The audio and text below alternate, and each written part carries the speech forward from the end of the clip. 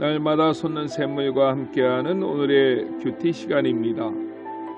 11월 27일 토요일 오늘의 말씀은 에레미야 52장 1절로 11절의 말씀입니다.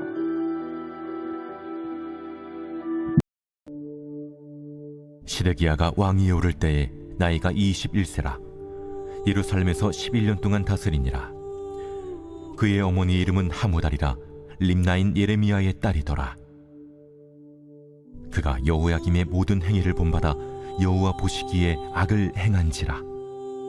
여호와께서 예루살렘과 유다에게 진노하심이 그들을 자기 앞에서 쫓아내시기까지 이르렀더라. 시드기야가 바벨론 왕을 배반하니라. 시드기야 제9년 열째 달 열째 날에 바벨론 왕 느부갓네살이 그의 모든 군대를 거느리고 예루살렘을 치러 올라와서 그 성에 대하여 진을 치고 주위에 토성을 쌓음에 그 성이 시드기야 왕 제11년까지 포위되었더라. 그해 넷째 달 9일에 성중에 기근이 심하여 그 땅 백성의 양식이 떨어졌더라. 그 성벽이 파괴되매 모든 군사가 밤중에 그 성에서 나가 두 성벽 사이 왕의 동산 견문길로 도망하여 갈대아인들이 그 성읍을 에워쌌으므로 그들이 아라바 길로 가더니 갈대아 군대가 그 왕을 뒤쫓아가서 여리고 평지에서 시드기야를 따라잡으매 왕의 모든 군대가 그를 떠나 흩어진지라. 그들이 왕을 사로잡아 그를 하마 땅 리블라에 있는 바벨론 왕에게로 끌고 가매 그가 시드기야를 신문하니라. 바벨론 왕이 시드기야의 아들들을 그의 눈앞에서 죽이고 또 리블라에서 유다의 모든 고관을 죽이며 시드기야의 두 눈을 빼고 노사슬로 그를 결박하여 바벨론 왕이 그를 바벨론으로 끌고 가서 그가 죽는 날까지 옥에 가두었더라. 새로운 아침입니다. 엘 올람, 하나님은 영원하신 분이십니다. 예레미야서의 후반부는 열방과 남유다에 대한 하나님의 진노와 심판에 대한 내용들이 들어 있습니다. 에레미야 44장부터 46장은 애굽의 멸망과 심판에 대해서, 47장은 블레셋의 멸망과 심판에 대해서, 48장은 모압에 대해, 49장은 암몬에 대해, 50장부터 51장은 바벨론에 대해서 말씀하고 있습니다. 그리고 오늘 본문이 기록된 마지막 52장의 말씀은 남유다의 멸망과 포로에 대하여서 언급을 하고 있습니다. 남유다에는 20명의 왕들이 있습니다. 그 중에 우리가 주목해야 될 왕은 16대 왕이었던 요시아 왕입니다. 성경은 요시아에 대해서 열왕기하 23장 25절에서 이렇게 말씀합니다. 요시아같이 마음을 다하며 성품을 다하며 힘을 다하여 여호와를 향하여 모세의 모든 율법을 온전히 준행한 임금은 요시아 전에도 없었고 후에도 그와 같은 자가 없었더라고 말입니다. 요시아 왕에게는 3명의 아들이 있었는데 이 3명의 아들들은 모두가 다 왕이 됩니다. 막내 아들이었던 남유다 20대 왕으로 마지막 왕이 시드기야 왕인데 그 시드기야 왕 때에 바벨론의 침공을 받아 남유다는 주전 586년에 멸망을 당합니다. 그리고 이스라엘은 바벨론에 포로되어 에레미야가 에레미야 25장 11절, 29장 10절 말씀에서 예언한 대로 70년간 바벨론에 포로되어서 고통을 당하다가 귀환을 합니다. 귀환하는 과정에서 기록된 성경들이 여러 권 있는데 그 중에 스가랴서는 돌아와서 무너진 성전을 건축하는 내용을 기록하고 있습니다. 그런데 스가랴서 8장 19절에 보면 이런 내용이 있습니다. 만군의 여호와가 이같이 말하노라. 넷째 달의 금식과 다섯째 달의 금식과 일곱째 달의 금식과 열째 달의 금식이 변하여 유다 족속의 기쁨과 즐거움과 희락의 절기가 되리니 라고 말입니다. 원래 이스라엘은 1년에 한 번 7월 10일에 금식을 했습니다. 그때는 모세 오경에서 율법이 명한 대속죄일에 했던 금식입니다. 그런데 넷째 달의 금식, 다섯째 달의 금식, 열째 달의 금식은 무엇입니까? 이것은 모두 이스라엘의 멸망과 성전의 무너짐에 연관이 되어 있습니다.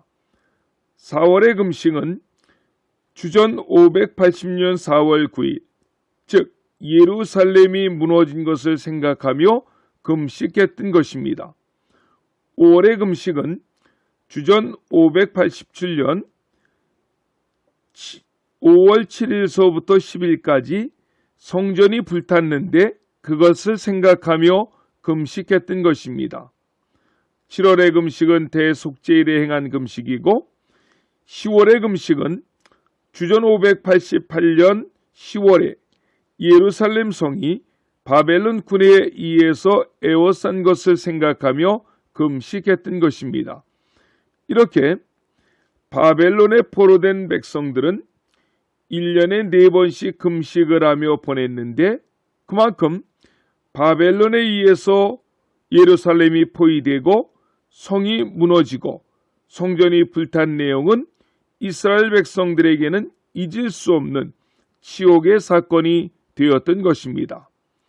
오늘 본문은 예레미야서의 마지막 장으로 이러한 유다 백성들의 수치를 처음부터 끝까지 잘 정리하고 있습니다.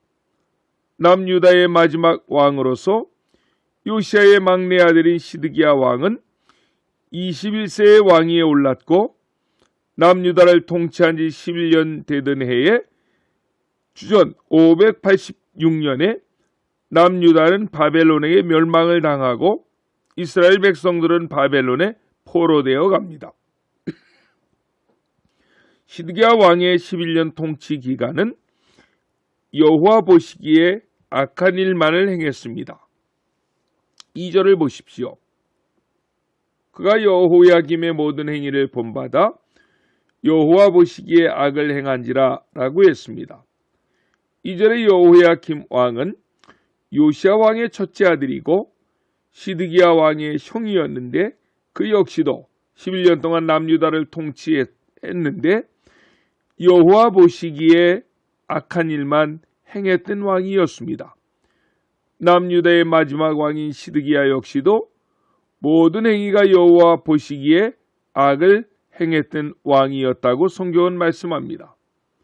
그는 바벨론으로부터 독립하기 위해 실상은 전 세계에서 가장 강한 바벨론왕 느부갓네살을 배반하나 이것은 하나님과는 상관없는 전적으로 자신의 인간적인 판단으로 했던 행동이었습니다.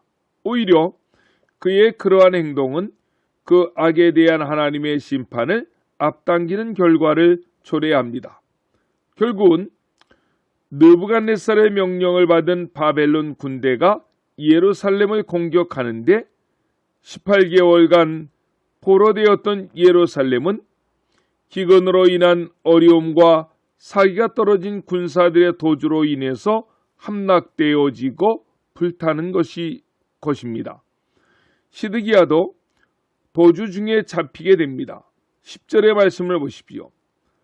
바벨론 왕이 시드기야의 아들들을 그의 눈앞에서 죽이고 또 리블라에서 유다의 모든 고관을 죽이며 라고 했습니다.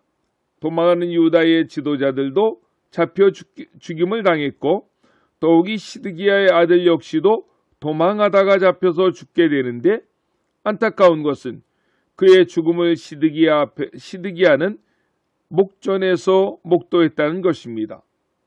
우리를 더욱 안타깝게 하는 것은 11절 말씀입니다. 시드기야의 두 눈을 빼고 노사슬로 그를 결박하여 바벨론 왕이 그를 바벨론으로 끌고 가서 그의 죽는 날까지 옥에 가두었더라 라고 했습니다. 하나님의 선택한 백성 이스라엘의 왕이 이방의 군대 앞에서 눈이 뽑힙니다. 손과 발에 작고가 채워져서 바벨론으로 끌려갔고 죽는 날까지 감옥에 갇혀서 고생하는 모습으로 11절을 마치고 있습니다. 어떻게 하나님의 택한 백성들의 왕이 그러한 최후를 맞이할 수 있습니까? 그것은 바벨론 군대가 강해서 그런 것이 아니라 이스라엘 왕과 그 백성들이 하나님의 말씀에 순종하지 아니하고 우상을 섬기며 하나님 앞에 범죄함으로 하나님의 심판을 당했기 때문이라는 것입니다. 오늘의 말씀을 정리합니다.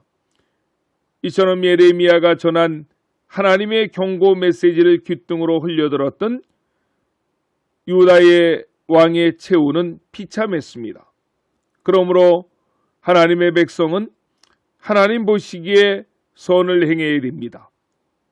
하나님의 뜻이 무엇인지를 분별해야 됩니다.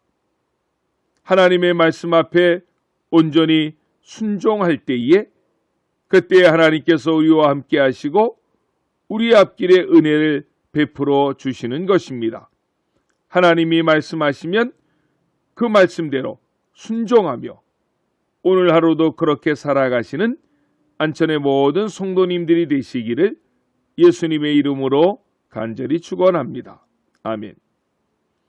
주기도로 예배를 마치고 오늘도 주신 말씀을 붙잡고 하나님 앞에 나가 간절히 기도하겠습니다.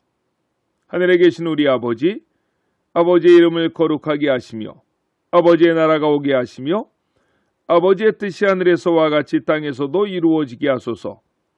오늘 우리에게 일용할 양식을 주시고 우리가 우리에게 잘못한 사람을 용서하여 준 것 같이 우리 죄를 용서하여 주시고 우리를 시험에 빠지지 않게 하시고 악에서 구하소서. 나라와 권능과 영광이 영원히 아버지의 것입니다. 아멘.